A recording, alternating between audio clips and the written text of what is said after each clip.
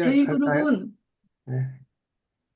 돌연 형식으로 진행해 보겠습니다. 안녕하세요. 진행을 맡은 차진입니다. 따뜻한 목소리와 탁월한 공감 능력을 갖고 계신 우리 상담사, 예비 상담사님이시죠? 한 분을 모시고, 어, 대화식으로 한번 오늘의 강의를 한번 해보도록 하겠습니다. 안녕하세요, 선생님. 안녕하세요. 오늘 뵙게 돼서 반갑습니다. 상담실에 처음 방문한 내담자들이 고민이 많을 것 같아요. 상담을 통해 도움을 받을 수 있을지, 다른 사람들은 잘 지내는 것 같은데, 나만 이상한 것이 아닌지, 수많은 고민으로 마음이 복잡할 것 같아요. 오늘 배울 접수 면접을 한 문장으로 정리하면 어떤 시간이라 할 수 있을까요? 네, 내담자의 현재 상태를 넓게 파악하고 상담의 방향, 관계, 안정장치, 비밀보장 진행 방식을 세팅하는 첫 만남입니다. 우리가 접수 면접을 따로 배우는 이유가 있을까요? 초반 만남에서 신뢰와 안내가 얼마나 선명했는지가 이후 상담의 지속과 효과를 크게 좌우하기 때문입니다. 접수 면접의 정의를 말씀해 주시겠어요? 네, 내담자의 어려움을 이해 정리하고 상담이 어디로 가야 하는지 방향을 잡는 기초 단계입니다. 접수 면접은 상담의 첫 번째 공식적인 접점으로 내담자가 어떤 어려움을 호소하며 어떤 양상으로 상담을 시작하고 싶은지를 이해하는 첫 단계입니다. 곧 상담의 방향을 정하는 기초 설계 단계라고 할 수 있습니다. 접수 면접이 중요한 이유를 두 가지로 요약해 주시겠어요? 신뢰 형성 상담 과정에 대한 명확한 안내가 이 단계에서 만들어지기 때문입니다. 접수 면접의 중요성을 다시 한번 살펴보면 내담자와 상담자 간의 신뢰 구축의 시작점입니다. 상담의 의미, 경계, 과정을 명확히 전달하는 과정입니다. 오늘 내용은 어떤 순서로 진행됐나요? 신청 접수, 접수 면접 3단계, 상담자 태도, 질문 기술 순으로 접수 면접 전체 흐름을 따라갑니다. 상담 신청 접수에서 역할, 접수 면접 과정과 구조, 폐쇄형 질문과 개방형 질문, 상담자의 태도와 침묵 다루기, 비자발적 내담자에 대한 특별한 접근을 모두 살펴보도록 하겠습니다. 상담 신청 접수 단계에서 핵심은 무엇일까요? 내담자와 상담자의 역할을 구분해서 필요한 정보를 안정적으로 받는 것입니다. 상담 신청 접수 단계에서 내담자에게 가장 필요한 태도는 무엇이라고 생각하시나요? 완벽한 설명이 아니라 가능한 만큼 솔직하게 현재 상황을 전하는 것입니다.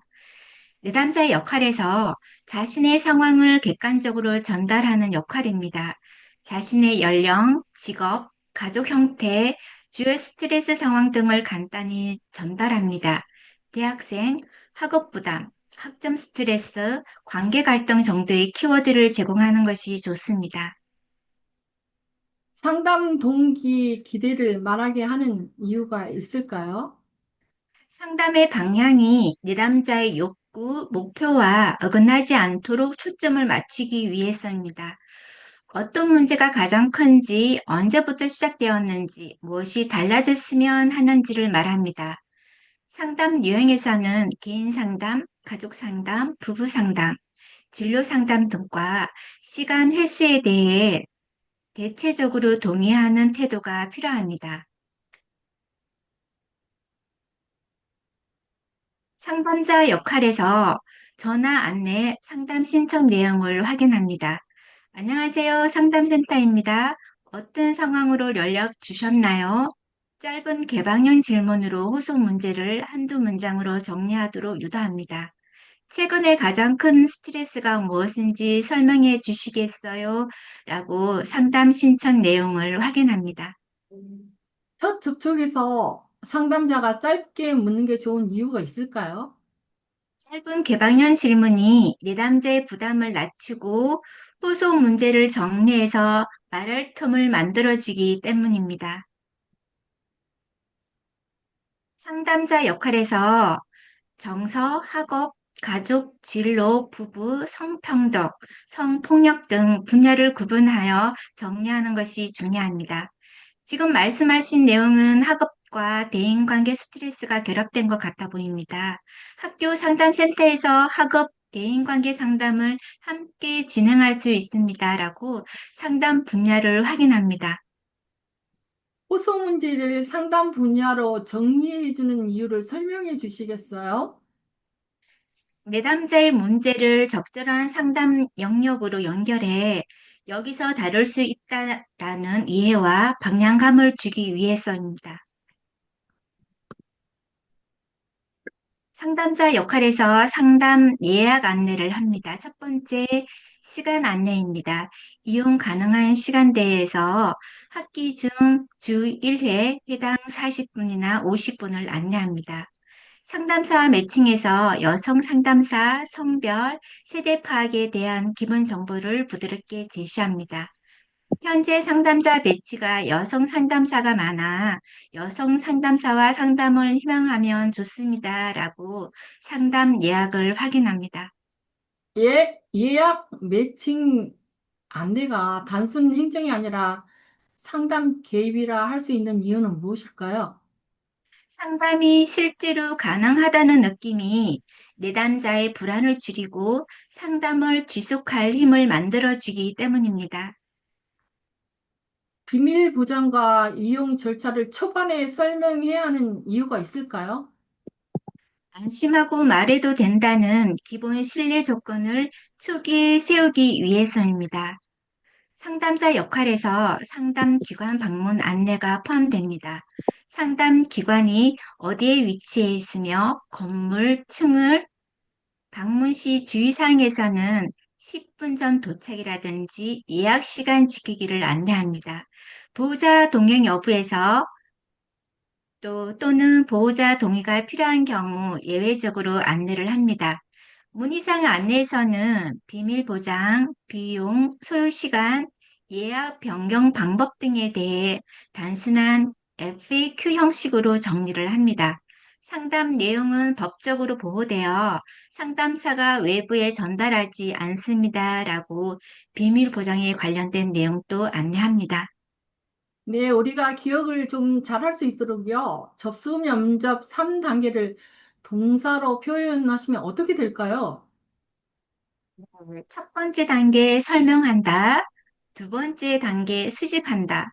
세 번째 단계 진행한다라고 말할 수 있습니다. 1단계에서 반드시 안내해야 할 세 가지는 뭘까요? 목적, 진행 구조, 비밀 보장입니다. 1단계에서 접수 면접을 설명합니다.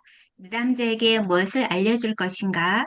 상담 목적에서는 감정이해, 문제 해석, 해결 방안을 모색합니다. 상담의 구조에서는 1차에서는 접수 면접을 합니다. 2차 이후에는 상담 과정을 진행합니다. 접수 면접 설명에서 상담의 경계가 중요합니다. 생명 위험이나 범죄 등에서는 비밀 보장이 예외입니다. 평가, 진단이 아닌 함께 이해하는 자리라는 것을 설명해 줍니다. 이번 상담은 지금 겪고 있는 어려움을 제가 경청하고 함께 이해하는 자리입니다. 평가나 비판이 아니라 내담자분의 입장에서 들어보는 시간입니다. 라고 접수 면접을 설명합니다.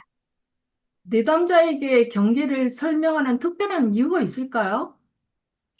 지금은 평가 진단이 아니라 내담자를 이해하기 위한 자리라는 점을 분명히 해 오해를 막습니다.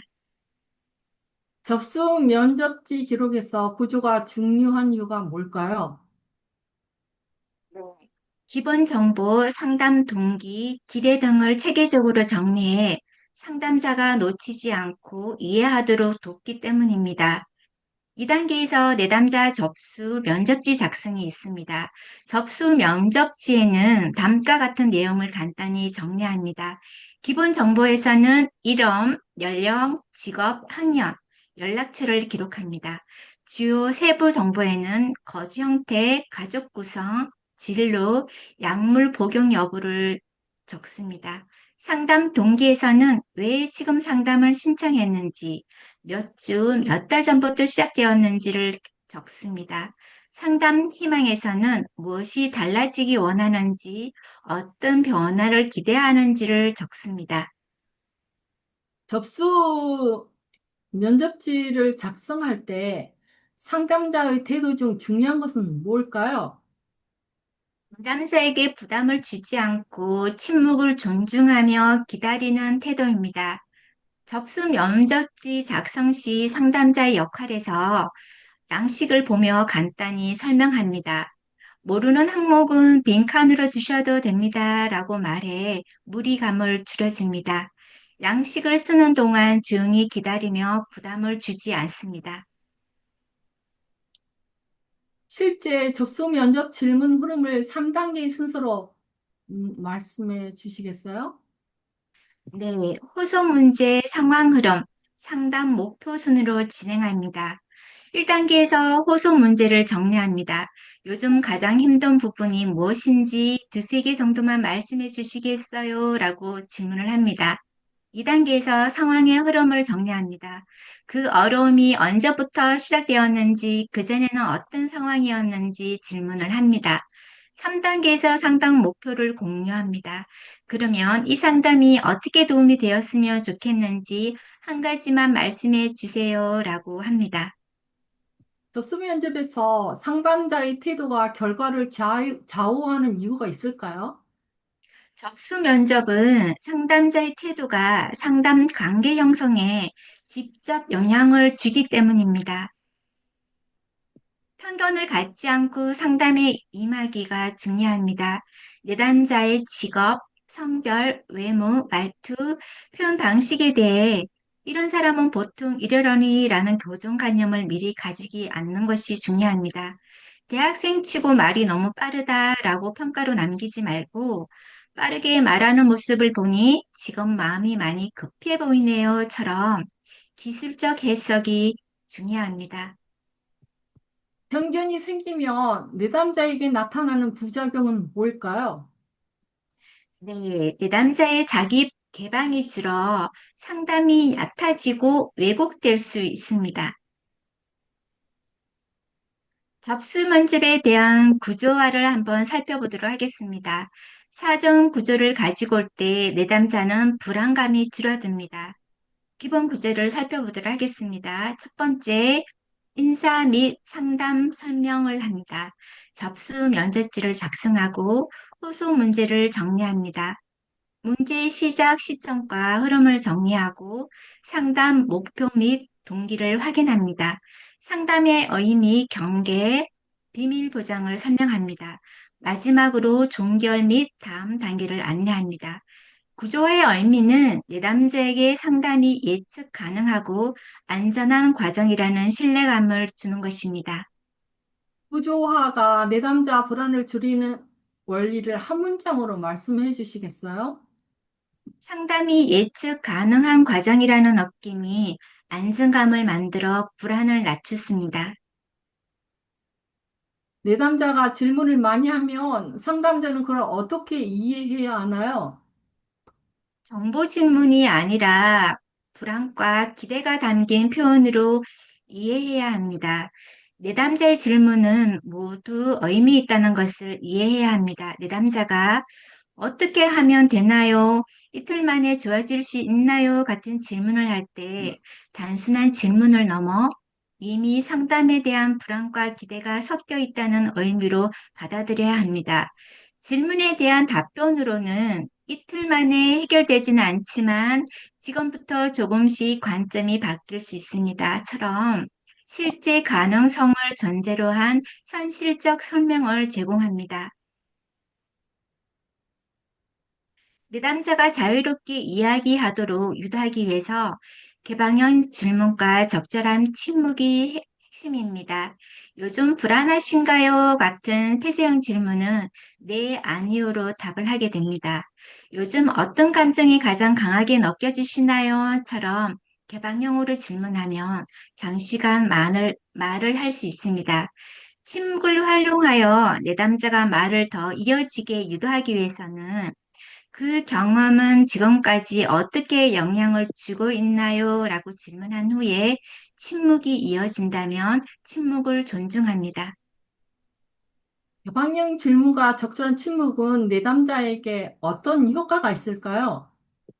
내담자가 스스로 말을 이어가며 더 많이 더 깊게 이해하도록 돕습니다. 접수 면접 종료 후 정리 요약이 필요한 이유가 있을까요? 내담자에게 내가 이해받았다는 느낌을 남기기 위해서입니다. 접수 면접 종료 후 정리하기 위해서 내담자에게 정리해주는 내용을 한번 살펴보도록 하겠습니다. 지금까지 말씀해주신 내용을 요약해드리면 지금은 우울한 상황이고 우울증 때문에 특히 힘들다고 하셨습니다. 그리고 우울증이 조금 더 나아졌으면 좋겠다고 말씀해 주셨습니다. 라고 정리를 합니다. 면접 후 상담자가 내부적으로 체크해야 할 내용이 뭘까요? 핵심 문제, 상담 동기, 위험 요소를 점검합니다. 상담자 스스로가 정리할 부분을 다시 살펴보면 호소 문제의 핵심, 상담 동기와 자발성, 위험 요인에서는 자해, 타해, 위험 상황 여부를 정리합니다. 필요한 추가 정보에서는 경찰, 학교, 의료기관, 연계 필요 부분을 정리해 둡니다. 접수 면접에서 질문 형태를 구분하는 목적을 한 문장으로 정리해 주시겠어요? 상황에 맞는 질문을 골라 효율적으로 정보를 수집하기 위해서입니다. 접수 면접에서 폐쇄형 질문이 위험한 순간은 언제일까요? 남자에게 평가, 비판처럼 들려 방어적이 될 수 있습니다. 적절하지 않은 폐쇄형 질문은 평가, 판단을 담는 질문입니다. 왜 그렇게 생각해요? 라는 질문은 태도가 좋지 않게 느껴집니다.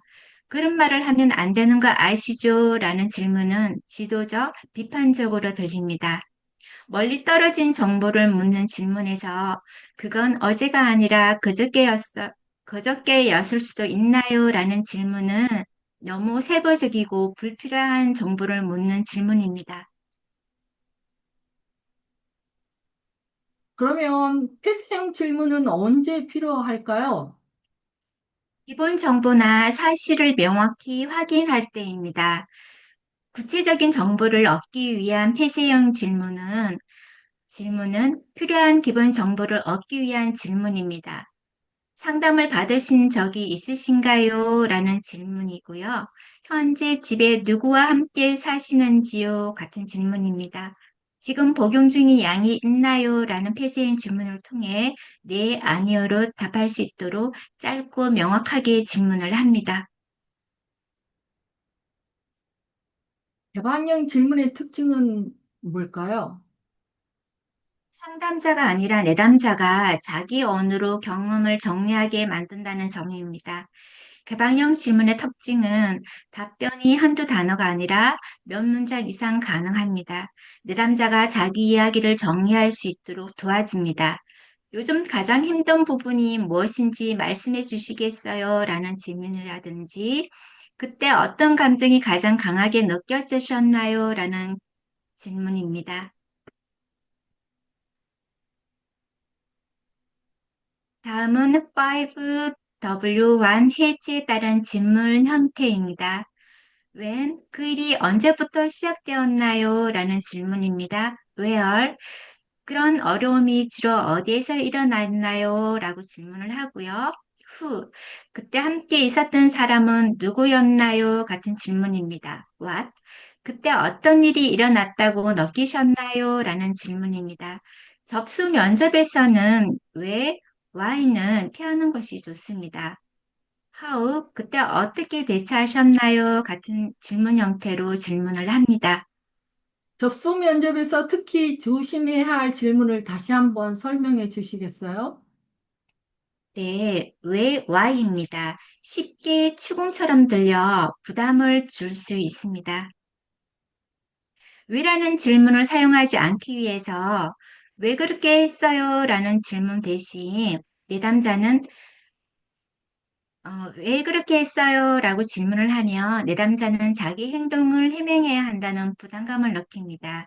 이런 질문 대신 그때 어떤 감정이 있었나요? 그 결정을 하게 된 이유는 무엇일까요? 라고 언어를 감정, 동기 중심으로 바꿔 해명이 아닌 이해로 전환하는 질문을 합니다. 왜 그랬어요를 현장에서 감정, 경험 중심으로 바꾸는 이유가 있을까요? 왜는 방어를 키우고 감정 경험 질문은 안정과 탐색을 키워서 초기 관계 형성과 정보 수집이 더 잘 됩니다. 현장에서 왜 그랬어요가 불리한 5가지 이유를 먼저 살펴보도록 하겠습니다.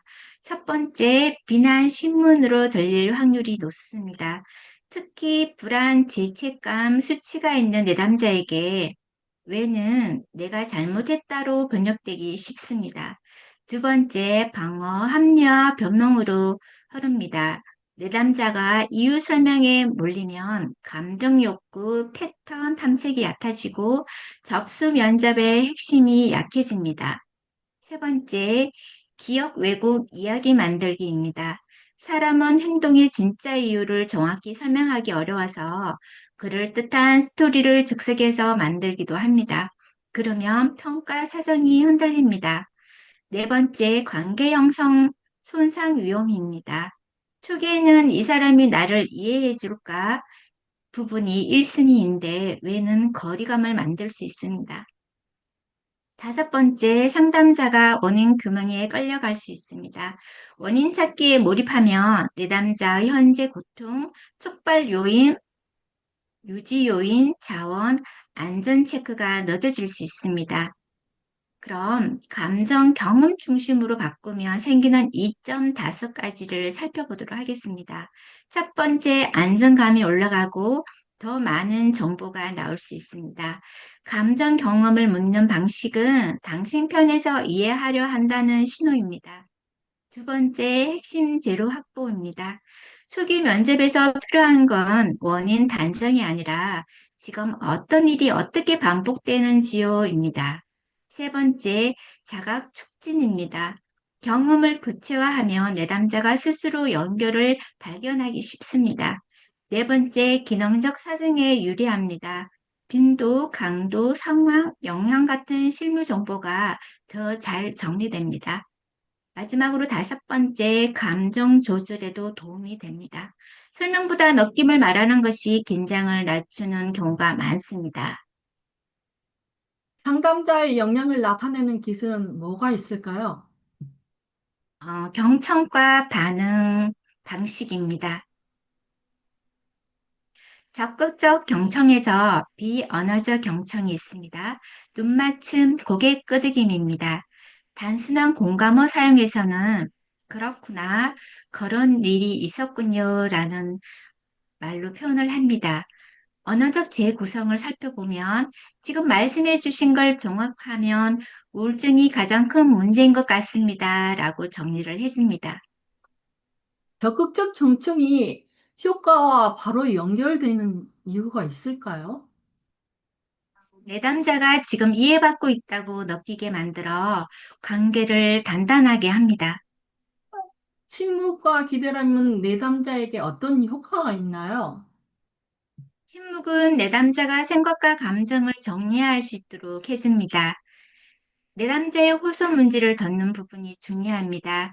호소 문제는 어떤 문제를 말하는지가 아니라 어떤 문제에 대해 말하는지가 중요합니다.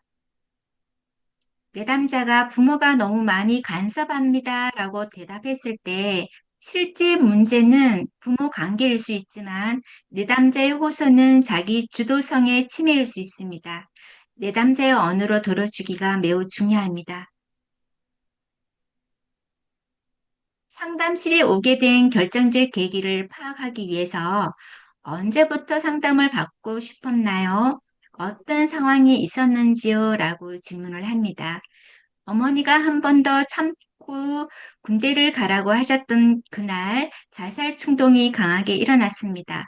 그때 상담을 받기로 결심했습니다. 이와 같은 내담자의 대답을 들을 수 있습니다. 상담을 받기로 한 계기에 대한 질문은 어떤 효과가 있을까요? 내담자의 동기 수준과 위기 정도를 파악하는 핵심입니다. 호소하는 어려움이 언제부터 시작되었는지 묻는 이유는 뭘까요? 문제가 일시적인지 누적 만성인지 성격을 구분하기 위해서입니다. 호소하는 어려움이 언제부터 시작되었는지 파악하기 위해서 시작 시점을 확인합니다. 그 문제가 처음 시작된 시점은 언제인가요? 라고 질문을 합니다. 이전 상황을 파악하기 위해서 그 전에는 어떤 상황이었나요? 라고 질문을 합니다. 시간적 흐름을 따라가면 위기 상황이 아니라 누적 스트레스일 수 있습니다. 내담자가 반복적으로 사용하는 단어를 파악하는 것은 매우 중요합니다. 내담자가 난, 나 또는 우리, 부모, 사랑, 책임, 죄책감, 그리고 부담, 힘 등 같은 단어가 반복된다면 내담자의 가치관, 자기 인식을 보여주는 키워드일 수 있습니다. 내담자가 늘 부담이에요 라고 반복하면 자기 주도성, 자기 통제감이 낮은 특성이 드러날 수 있습니다. 내담자가 반복하는 단어를 확인하는 중요한 이유를 다시 알려주시겠어요? 핵심 감정과 가치관을 보여주는 힌트입니다. 자발성 여부를 확인합니다. 상담을 받고 싶어서 직접 맞습니다. 라고 대답을 한다면 내담자는 자발적으로 온 것이고요. 비자발적인 내담자는 부모, 교사, 경찰, 의료기관이 보내서 왔습니다. 라고 답변을 합니다. 자발성 여부에 따라 상담의 시작 방식이 달라집니다. 부모님 눈치가 보이니까 진짜로 말하고 싶지 않아 보이네요. 여기서는 당신이 말하고 싶은 것만 말해도 됩니다. 라고 말해줌으로써 내담자가 편하게 대화를 할 수 있도록 해줍니다. 자발적, 비자발적 내담자를 구분하는 이유를 요약해 주시겠어요? 접근 방식, 속도라든지 목표, 합의, 저항 다루기에서 달라지기 때문입니다. 상담 경험을 확인하는 질문입니다. 이전에 상담을 받아보신 적이 있으신가요? 또는 그때 어떤 점이 도움이 되었고 어떤 점이 도움이 안 되었나요? 라는 기존 질문을 통해 내담자의 기대와 불신을 미리 이해할 수 있습니다. 이전 상담 경험을 묻는 질문의 목적은 뭘까요? 내담자의 기대와 불신, 경계를 미리 파악해 맞는 방식으로 상담을 시작하기 위함입니다. 침묵 다루기와 심층 분석 피하기도 매우 중요합니다. 침묵은 당연한 과정입니다. 잠깐 말을 끊고 생각을 정리하는 상황으로 이해하고 그때 어떤 감정이 있었나요? 라는 질문 이후에 침묵이 유지된다면 서둘러 이야기를 채우지 말고 침묵을 존중합니다. 접수 면접은 평가나 진단이 아니라 현황을 이해하는 자리입니다. 어릴 때부터 부모가 이렇게 했기 때문에 그게 문제였다 같은 심층적 원인 분석은 접수 면접에서는 피하는 것이 좋습니다. 접수 면접의 핵심은 이해와 신뢰 구축입니다. 접수 면접의 핵심 목적은 어떻게 정리할 수가 있을까요? 문제 해결이 아니라 이해와 신뢰 형성입니다. 네, 이렇게 자세하게 설명해 주셔서 너무 감사합니다. 오늘 접수 면접에 대해서 너무 어, 클리어하게 이해가 잘 됐는데요. 그러면 선생님께서 접수 면접이란 어떻게 하는 것인지 저에게 시범으로 보여주시겠어요?